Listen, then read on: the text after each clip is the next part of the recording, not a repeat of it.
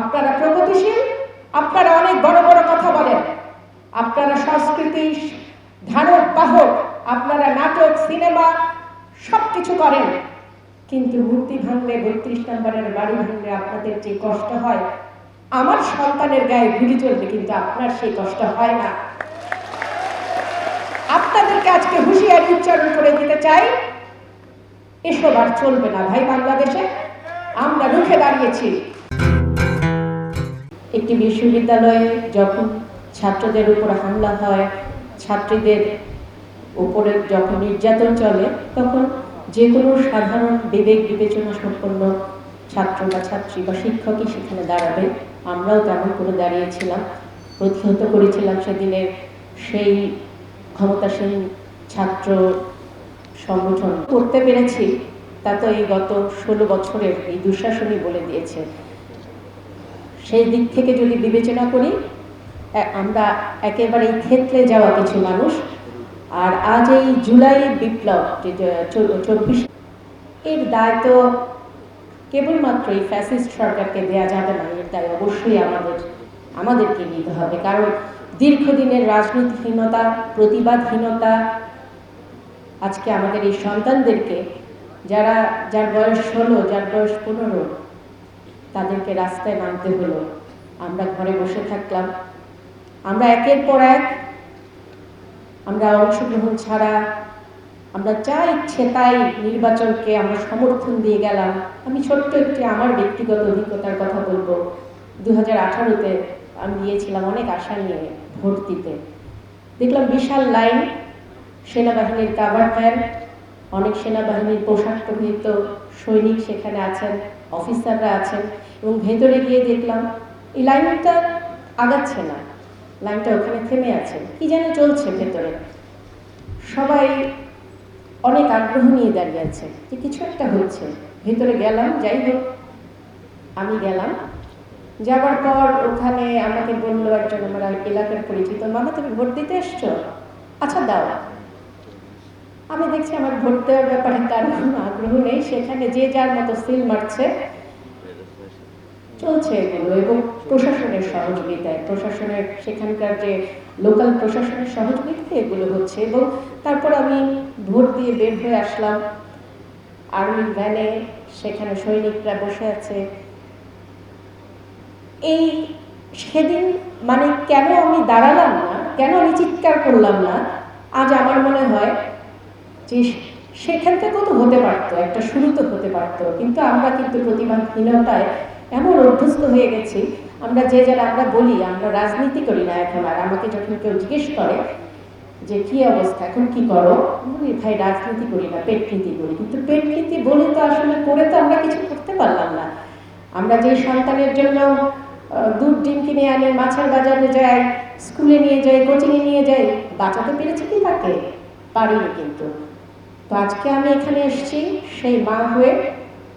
আমার মনে হয় যে আমাদের ঘুরে দাঁড়ানোর সময় এসেছে। একজন ফ্যাসিস্ট সরকার বা এমন একটা দুঃশাসন, এর দায় আমাদের সকলের। আমাদের এই যে সন্তানগুলো, তাজা প্রাণগুলো, ওরা যেরকম করে বুক পেতে দাঁড়ালো, আমার মনে হয় না আমার তাদের পরিবার, তাদের দুঃখ এবং আমি যে কতটা অনুতপ্ত, আমি সেটাই বলতে চাই। আমি আজ অনেক আবেগ আপ্লুত, কেননা এখানে যিনি এই লিবারেল ডেমোক্রেটিক পার্টির যিনি চেয়ারম্যান, ডক্টর বীর মুক্তিযোদ্ধা কর্নেল অলি আহমেদ, উনি যে ইতিহাসের সাথে জড়িত, বাংলাদেশের মুক্তিযুদ্ধের যে একেবারে প্রথম দিককার কথা, 26-27 মার্চ 1971, সেই সময়ে যে ইতিহাসটাকে এখন আসলে দীর্ঘ সময় আমাদেরকে প্রায় ভুলিয়ে দিয়েছে, যে স্বাধীন বাংলা বিপ্লবী বেতার নামে কিছু একটা ছিল, আমরা প্রায় ভুলতেই বসেছি। গত 50 বছর, মুক্তিযুদ্ধের 50 বছর পূর্তি হলো, সেখানে আমি দেখলাম যে না, এগুলো কোনো বিষয়ই না। মানে অনেকটা আমার মনে হলো যে এই বাড়িটা কে করেছে, স্থপতি কে বা আর্কিটেক্টকে, সেটার চেয়ে অনেক বড় কথা ওকে বালি এনেছিল ট্রাকে করে। অনেকটা এরকম মনে হয়, এত ভুয়া মুক্তিযোদ্ধাকে আমরা বছরের পর বছর আমাদের ট্যাক্সের টাকায় তাদেরকে আমরা সম্মানী ভাতা দিয়ে গেলাম। যারা মুক্তিযুদ্ধের সাথে যাদের কোনো সম্পৃক্ততা ছিল না, তাদের সন্তানরা, তাদের আত্মীয় স্বজন তারা চাকরি করলো, তারা বিভিন্ন জায়গায় চাকরি পেল, নানান ধরনের সুযোগ সুবিধা তারা নিল, কিন্তু আমরা তাকে দেখলাম। আমি আজ আবুল কাশেম শহীদ বীর মুক্তিযোদ্ধা, তার সন্তান হয়ে আজ আমি এমন একটি দলে যোগদান করতে এসেছি যেখানে এই মঞ্চে বসে আছেন তিনজনই এক নির্ভীক, তিনজনই তাদের সততা, তাদের দুঃসাহসিকতা, তাদের দেশপ্রেম নিয়ে প্রশ্ন করবার মতো সাহস এই জাতির নেই।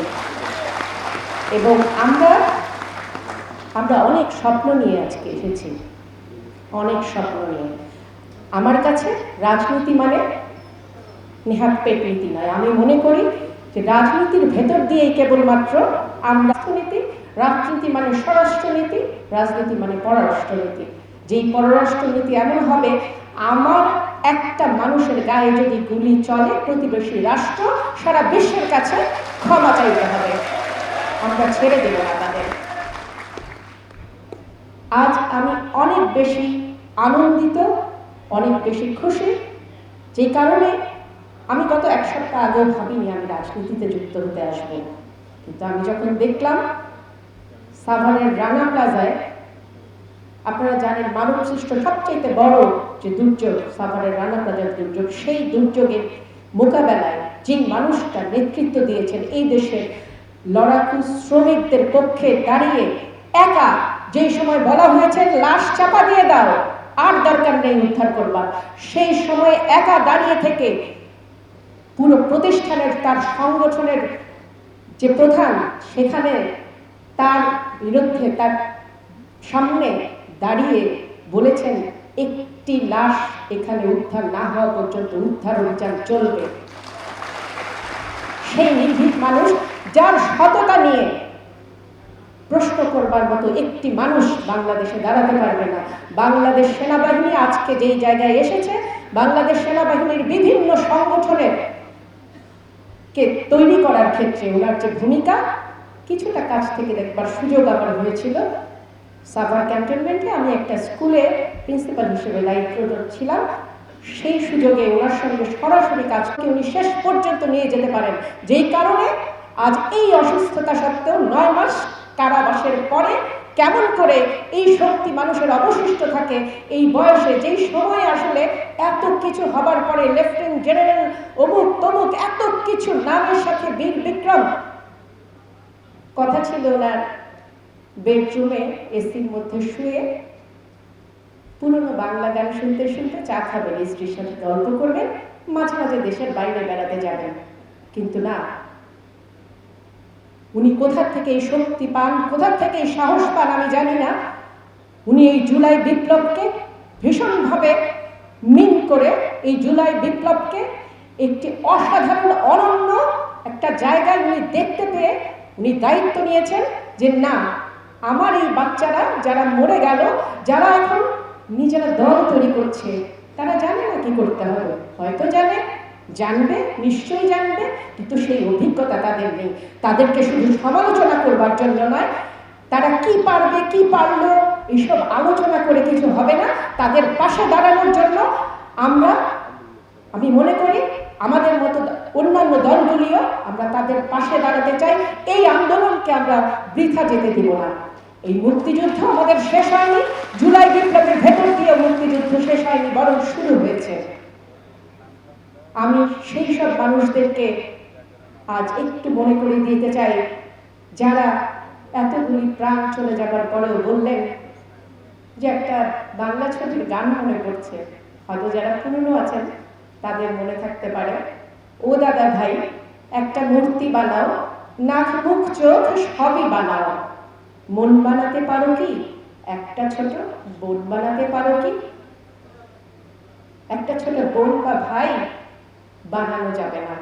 মূর্তির জন্য আপনাদের হৃদয় অনেক প্রদাহ হয়, আপনারা প্রগতিশীল, আপনারা অনেক বড় বড় কথা বলেন, আপনারা সংস্কৃতি ধারক বাহক, আপনারা নাটক, সিনেমা সবকিছু করেন, কিন্তু মূর্তি ভাঙলে 32 নম্বরের বাড়ি ভাঙলে আপনাদের যে কষ্ট হয়, আমার সন্তানের গায়ে গুলি চলবে, কিন্তু আপনার সেই কষ্ট হয় না। আপনাদেরকে আজকে হুঁশিয়ারি উচ্চারণ করে দিতে চাই, এসব আর চলবে না ভাই। বাংলাদেশে আমরা রুখে দাঁড়িয়েছি।